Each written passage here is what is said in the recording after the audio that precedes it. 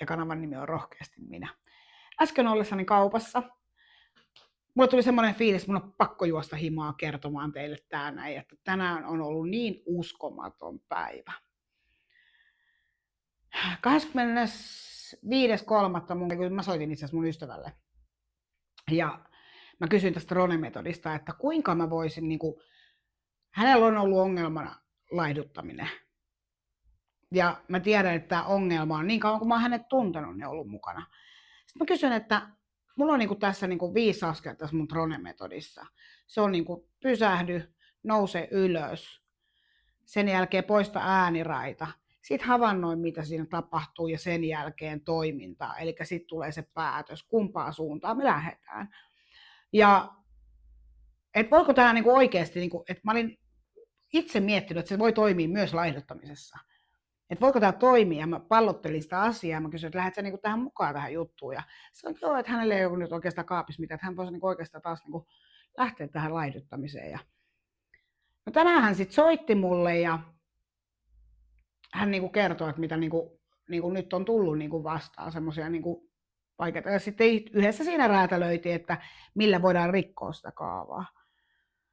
Mutta siis se fiilis, kun mä tajusin, että kyllä, mä olen aivan oikealla tiellä, mä pystyn antaa teille jotain semmoista, mitä mä en edes ikinä itse uskonut.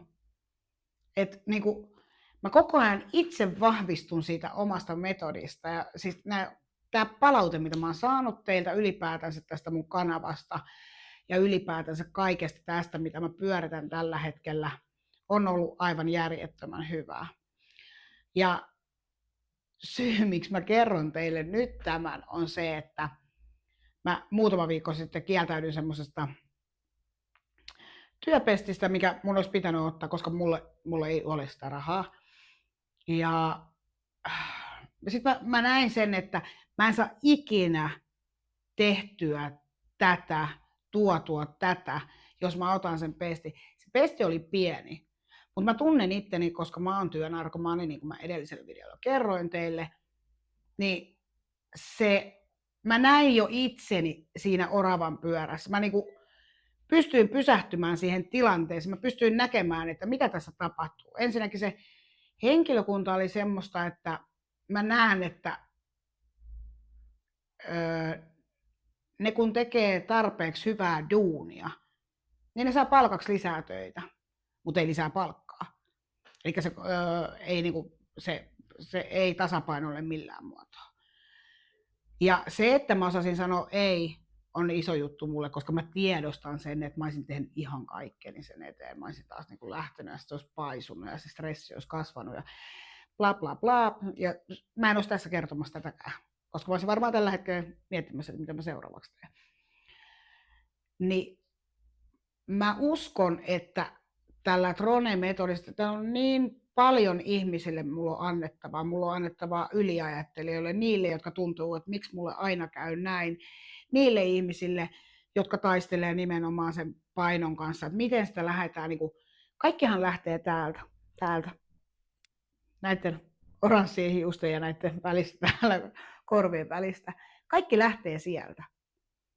Me rakennetaan sinne se kaikki meidän onnistuminen ja epäonnistuminen. Ja varsinkin sitten, jos mennään semmoiselle aihealueelle, missä me toistetaan sitä kaavaa, niin sehän toistuu, koska me annetaan sen toistua. Kukaan muu meistä ei tee sitä muutosta, jos et sinä itse tee.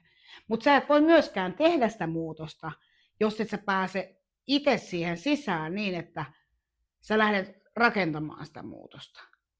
Ja siis tänään ihan suoraan kerron teille tämän, että mulla oli tänään 7,15 € tilillä ja voin näyttää, tässä on mun 2 päivän ruuat, 6,48 €. Ainoa mitä mä sanoin kaupassa poistuessa, kiitollisena olen tästä universumi. Kiitos, että sain nämäkin ostettua. Tänäänkään en kuollut nälkään. Ja tässä on tullut ihan mun slogani, minkä mä sanon ihan tänä päivänä joka kerta ääneen, kun mä näen, että mä saan jotain hyvää, tai siis mulle tapahtuu jotain hyvää, tai jokainen viesti, mikä teiltä tulee, että kiitos, samaistu. Kiitän jokaisesta ääneen ja sanon, että kiitos universumi, mä oon oikealla tiellä. Koska mä oon aivan 100% varma itsestäni, että mä oon oikealla tiellä. mun täytyy vaan teille oksentaa se ulos, että te näette, mitä mä tarkoitan. Mutta myöskään mä en nyt ihan kaikkea anna kerralla, että niin kuin mä oon sanonut, että mä rakennan tätä konseptia koko ajan. Ja mitä enemmän ja pidemmälle me tullaan tässä näin, sitä vahvempana tämä tunne on mulla täällä. Varsinkin se, että niin kuin mä oon sanonut, että mä en ikinä tuo esimerkiksi mitään puolivalmista. Nyt mä oon kiitollisena siinä, että mä oon tuonut puolivalmista, koska tämä on se, millä te rakennatte mun kanssa tätä. Ja siis mä oon niin onnellinen kaikesta näistä mun apuvälineistä, mitä mä oon niinku keksinyt. Mä näytän teille tuossa noin jossain kohtaa. Mulla on erinäköisiä niinku, karttoja seinillä, millä mä niinku rakennan, että mä näen koko ajan sen silmieni edessä, mikä on mun päämäärä. Ihan sen takia vaan, että mä en vahingossakaan lähde tekemään tässä välissä tai häsläämään jotain semmoista, mikä vie mun energian ja fokuksen aivan muualle.